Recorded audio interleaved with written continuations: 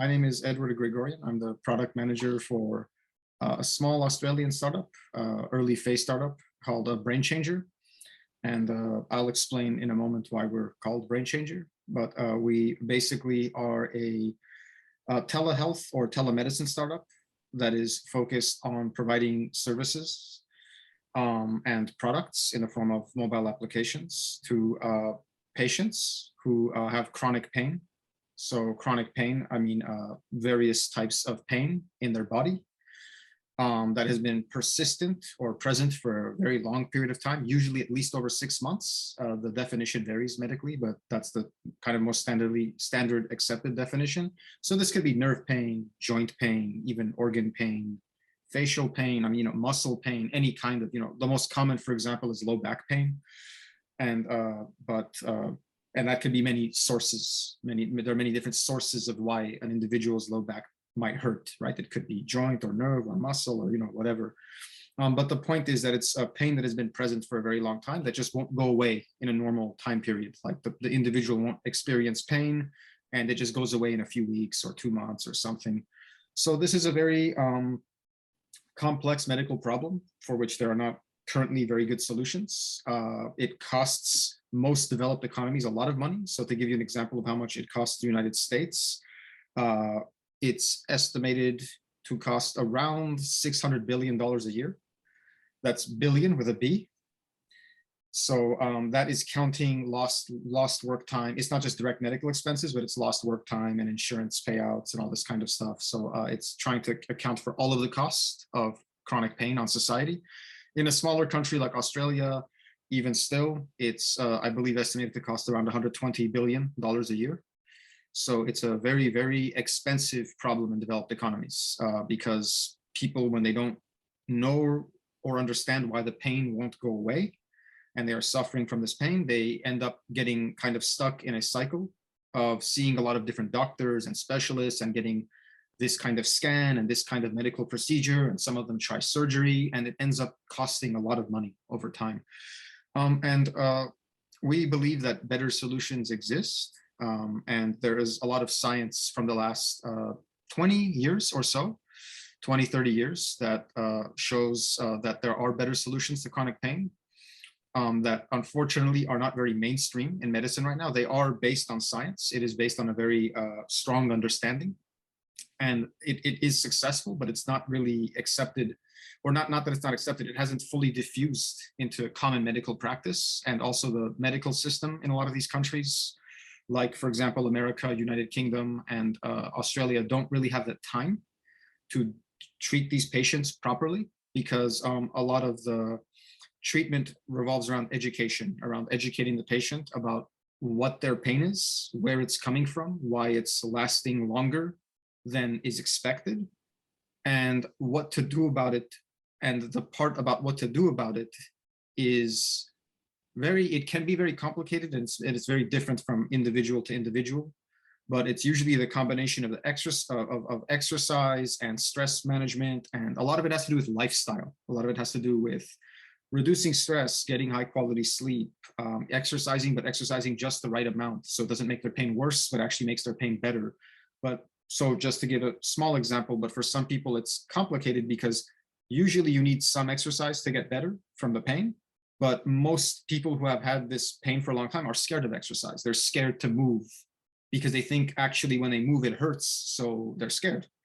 So you need to sort of educate them properly to gradually move, first gentle and then more and more intense. And, so it requires a lot of dedicated attention and treatment. And so, and there's a lot of evidence that this type of methodology works. So our system is basically a telehealth service. So we have clinicians in Australia, licensed clinicians in Australia, who are we've trained them to be coaches. So we call them like our coaches, and they coach people with chronic pain in a 12-week program. So they deliver the program over the course of 12 weeks through telemedicine. And there's also an education module that the client is supposed to work through over the course of the program. And also we have an app that we have been continuously building. The app isn't really where we want it to be yet. We are still mostly a telemedicine focused company.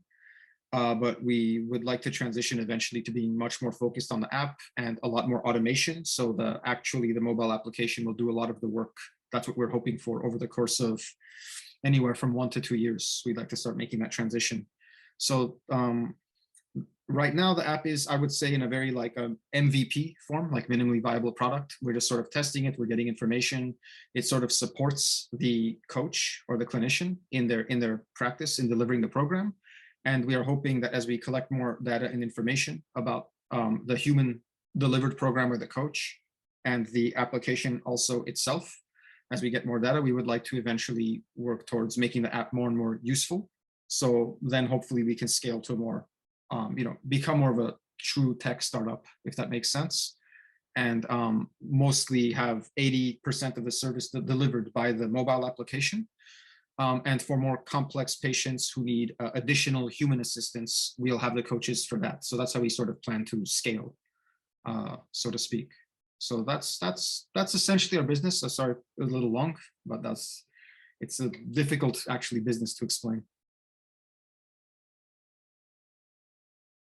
August last year we started. So I think 9-10 months, almost 10 months.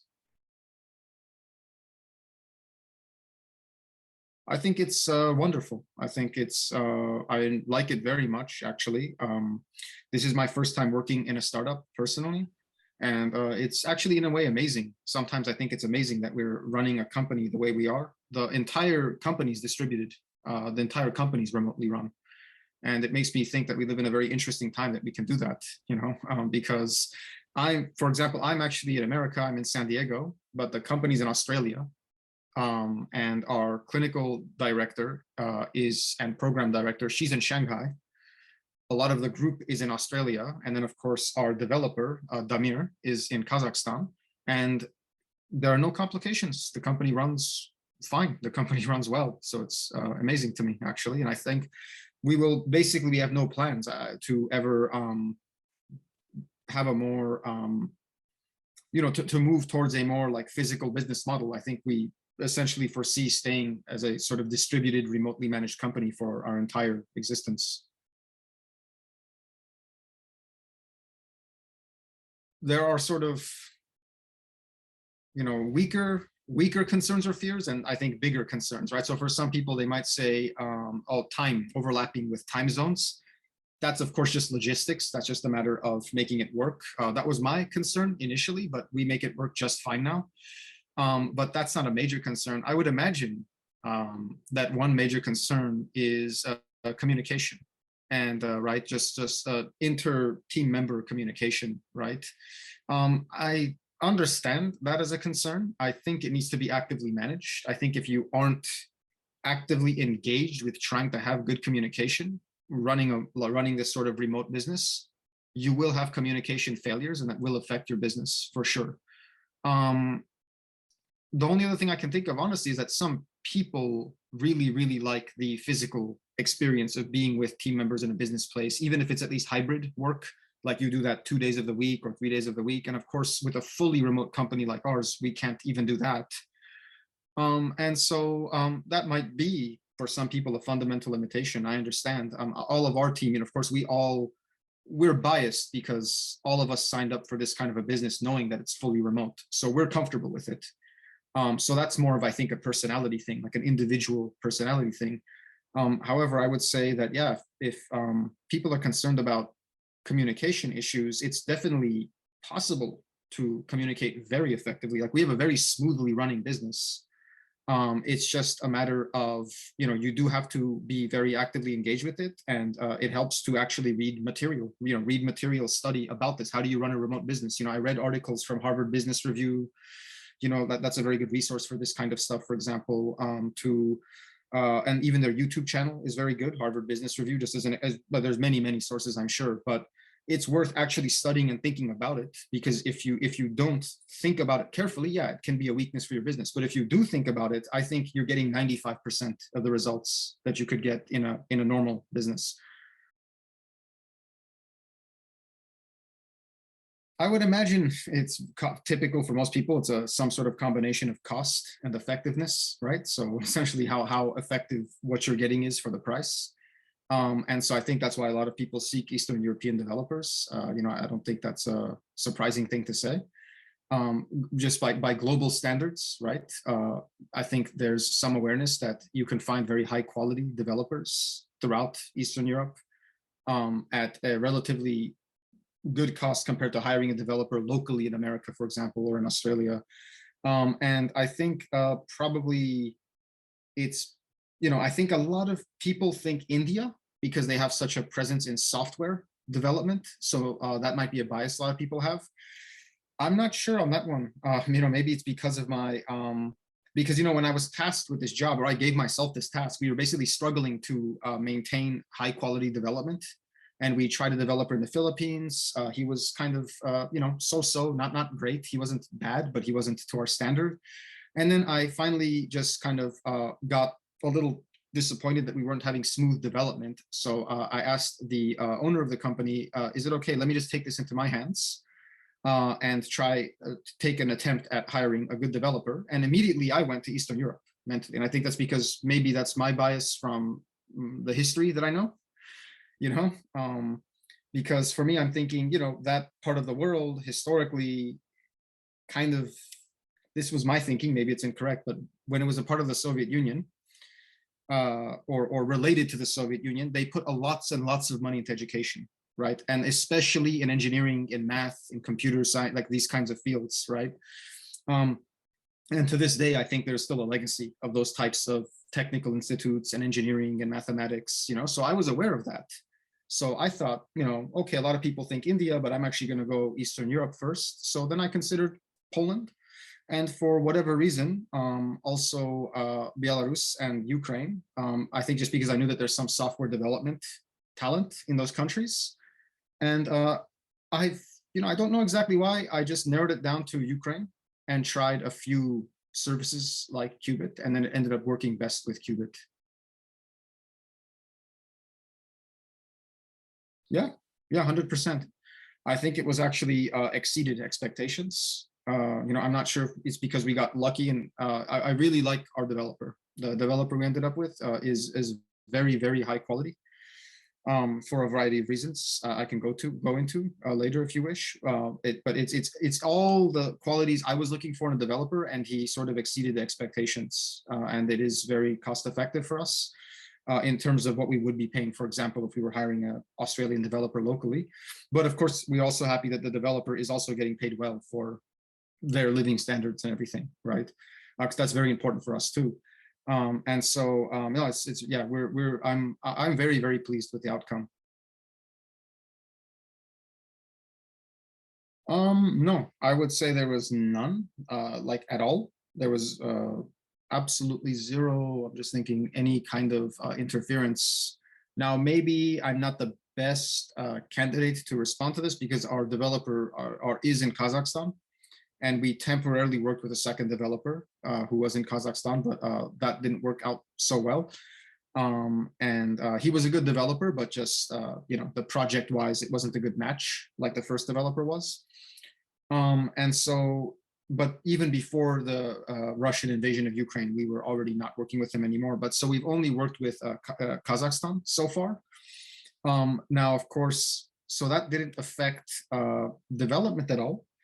But from a operations perspective of from Qubit sort of managing anything, or even payments to the developer through Qubit, any of that, I don't think there was any interference in any of those. So I was actually very impressed that Qubit was able to run operations very smoothly through that time, because I was concerned that something would happen. So we discussed contingency plans with our developer, like, hey, if Qubit can't, for what, because if this is, the first 2 weeks of the war, who knows what's going to happen? It was completely alarming, like what's going to happen. So we talked about, hey, if Qubit can't, if operations are interrupted to an extreme degree, then we will pay you directly until Qubit can come back online. Like we discussed all this stuff, but none of it even ever became necessary because Qubit continued to run operations smoothly. And so I can't say personally that we experienced any such thing, perhaps if a developer was in Ukraine, or especially in the parts of Ukraine that were affected that had heavy how should I say, refugees moving away, like Kiev and Kharkiv and all this kind of stuff. I'm sure that could be a different story, but for us, it was very, very smooth. And I was impressed that from a business operations perspective, I was actually impressed by how smooth Qubit was running it during that time. Yeah, I mean, absolutely. I don't see, I mean, even in very difficult circumstances, like I said, Qubit's been maintaining very smooth business operations. There was never any interference.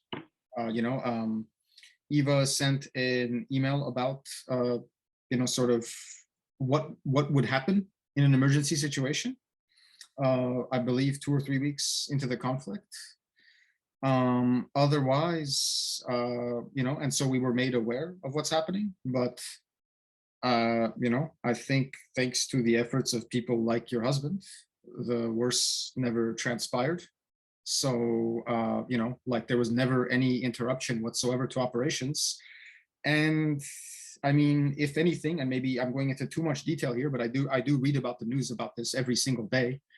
And so when I'm seeing the type of weapons that NATO is giving to Ukraine now, and how the Putin's scum army is pushed so far to the east, and it's mostly focused on the east, and the Ukrainian armed forces are also doing a counteroffensive in Kharkiv now, and everything like that. It looks like the conflict is away from the major urban centers, very much focused on Donbass and the south.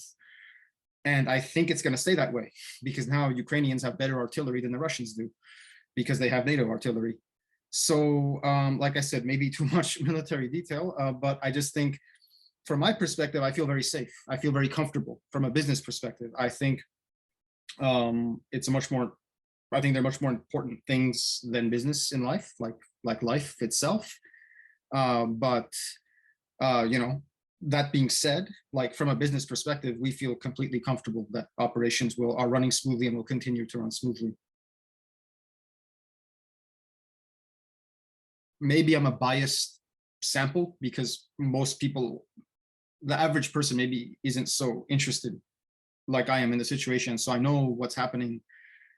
And the more knowledge you have, the more comfortable you are, right? Like knowledge is power, right? So I'm knowledgeable about the situation. So I'm like, look, everything's fine. However, I would say, even when things were at their worst point, like when Kiev and Kharkiv were under active siege, business operations were running smoothly, and now it's very far away from those centers, the conflict. And I can't see it returning to that previous state when it was at its worst point anytime soon. So I don't think anyone necessarily or should have anything to be concerned about, especially going out of your way to move things around and move operations and stuff like that, Yeah, but that's a matter of, I think, also knowledge, and I hope more people are made aware of the situation. And I also hope that maybe it'll be very clear that this conflict is coming to an end in the next few months with the way things are looking, We are a small startup. So giving the example of a small startup, I think that is us, right? I mean, it's a total of, let me see, with the developer and myself, 6 to 7 core team members. And then we have 10 coaches who are the clinicians who we make their job very simple. They just have to deliver the service to the patients. So it's a total of everyone combined under 20 people. It's a small startup and we do just fine. I think, yeah, I mean, I think any startup can do this. Absolutely. If it's a software-based startup and there isn't any physical aspect of something involved, like some kind of manufacturing or something like that, then yeah, if we're talking software, there's no reason to not do it. I think it goes back to what I was saying earlier, which is individual preference. If there are some people who object to the idea of working fully remotely, then that's a separate matter. That's like just a personal taste, or opinion. But in terms of the actual operations and logistics of running a company, yeah, of course you can do it. And I think you can even do it to a bigger company. I mean, I can't speak for enterprise scale. That's a level of knowledge I don't have. But I can speak to, one company that interests me. It's called Automatic. It's the company that is responsible for building WordPress. And so WordPress is very big. It's very popular, right? I believe 30-something% of all websites on the internet use WordPress, like, so it's huge. That's a 100% remotely run company. It's probably several hundred people, all developers all around the world. I've listened to interviews with the founder of the company. His name's Matt Mullenweg. He's very smart. He's a very, very smart guy, of course, but like he's been running WordPress fully remote for a long time and up to this level now. So at least up to that level of like, like a company that has several hundred developers, that you could do it fully remotely, clearly, if it's software. So personally, I don't know. I don't really see the limit. It's more of an emotional thing. It's an emotional bias. And I think the younger people, in general, of course, I'm not saying absolute, but in general, I think younger people will probably be more comfortable with the idea that you can run, do a business 100% remote.